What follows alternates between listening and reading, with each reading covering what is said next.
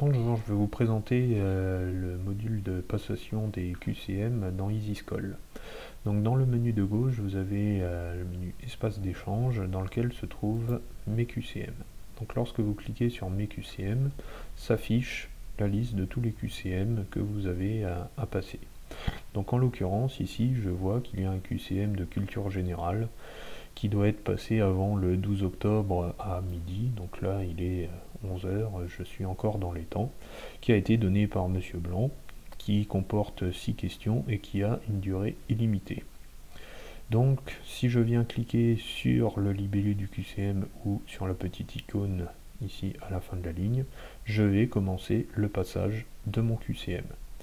Donc si je clique dessus, j'ai une présentation dans un premier temps du QCM qui va m'indiquer qu'il y a 6 questions, qu'on a un temps illimité pour y répondre, qu'on aura une correction qui sera proposée à chaque fois qu'on aura répondu à une question.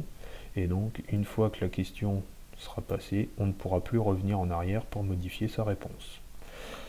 Donc si je clique sur le bouton démarrer, je vais commencer le passage de mon QCM. Première question, donc vous avez le numéro de la question, vous avez le type de réponse qui est attendu, donc là on vous dit qu'il faut sélectionner une seule réponse parmi les propositions, et on m'indique que cette question vaut 1 point.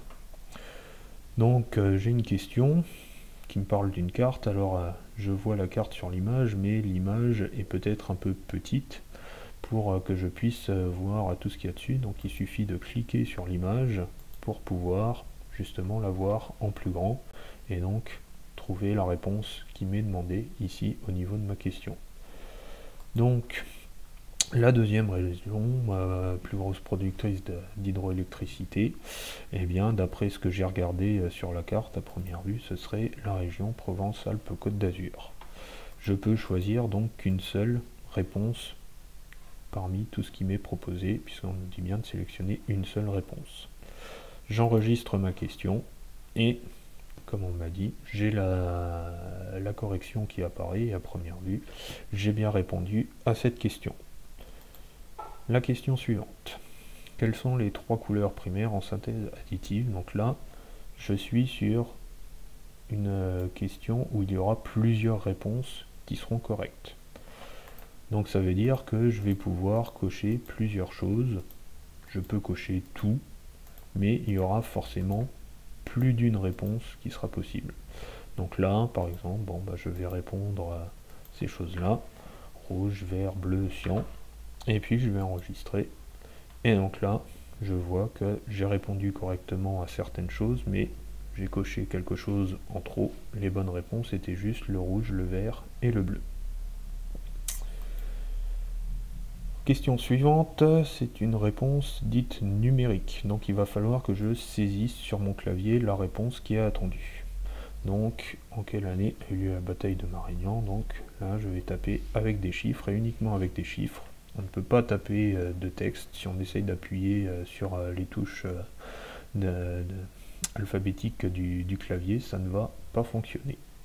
Donc là j'enregistre et on me dit que c'était la bonne réponse.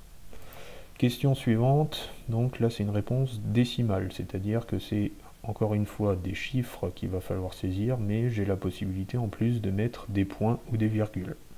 Donc ici on me demande combien font 3,3 plus 2,5, donc ça me fait 5, je peux mettre une virgule ou je peux mettre un point, peu importe, virgule 8.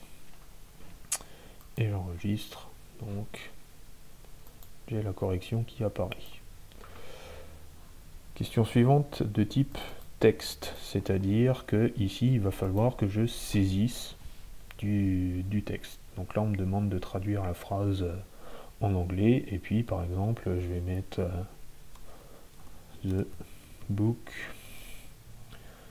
is... Allez, on va faire une erreur. Non, allez, disons qu'on sait répondre à cette question, the book is open. Et donc on enregistre. Ici on me dit que la réponse n'est pas corrigée automatiquement et on me donne pour information ce qui est attendu. Donc là première vue, je ne me suis pas trompé. J'ai répondu comme il faut à la question.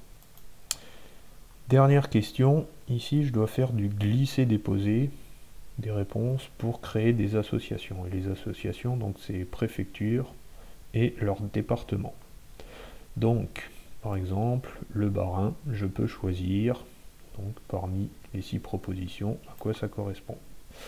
Je peux choisir donc la Haute-Garonne, par exemple, la Loire-Atlantique. Je vais faire une erreur par là. Là, je vais inverser ces deux-là. Le Rhône pour Lyon et Lille pour le Nord. Et j'enregistre et je vois que j'ai fait une erreur et on me rappelle justement quelles sont les bonnes associations qu'il fallait réaliser ici. J'ai répondu à toutes mes questions et donc là je n'ai pas mon score qui apparaît puisqu'il y a certaines questions dans lesquelles justement la correction ne se fait pas automatiquement. Il va falloir que l'enseignant justement voit ce que j'ai saisi au niveau des textes principalement pour justement faire obtenir le résultat. Donc une fois que l'enseignant aura corrigé mon QCM, eh bien j'aurai mon résultat qui apparaîtra à ce niveau-là. La petite puce au début est passée au vert puisque j'ai réalisé mon QCM. Voilà, c'était la présentation des QCM pour les élèves.